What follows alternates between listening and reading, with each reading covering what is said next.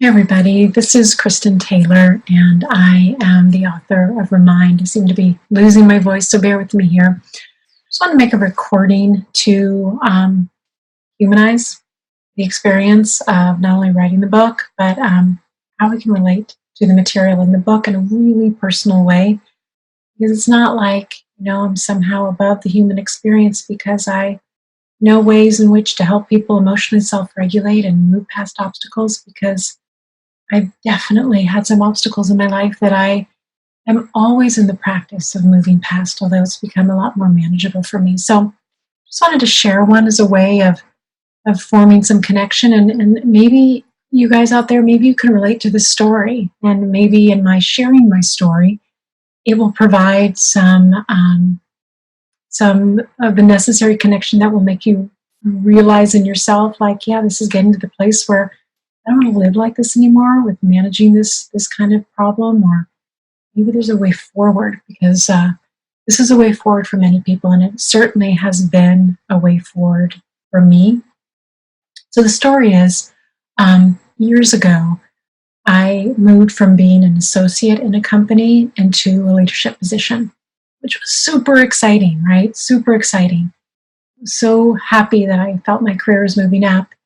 And then there were these meetings, these weekly meetings. They were management meetings. And it was like I was taken over by anxiety. I would sit in those meetings, and suddenly all the confidence that I displayed to get the job was gone.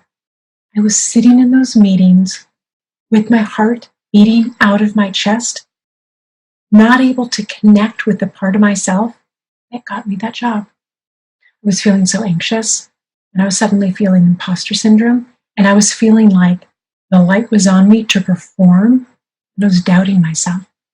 I came to dread those meetings.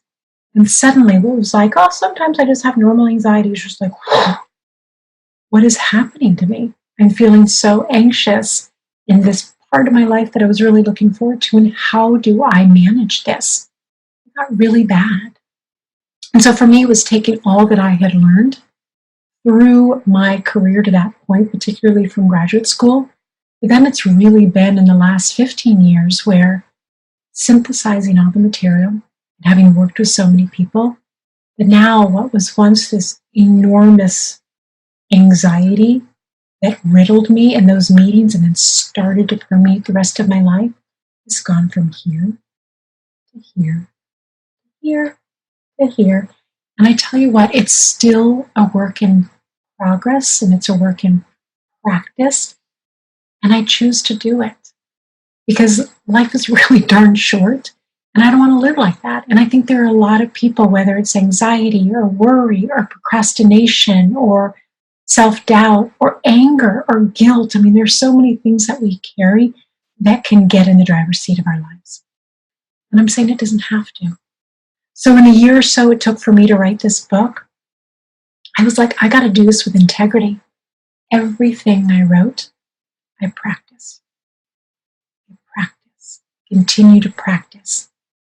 And without being hyperbolic or exaggerating, it's so liberating, which is why I want to share it. Because I've been there. I know how hard it is, and I know how it can steal joy and steal opportunity and just get in the way. It doesn't have to be that way. It's not a magic pill. It's not making everything just magically go away, but there is a way forward. I've been there. All right. Thanks for listening, and I appreciate you. Take care. Bye.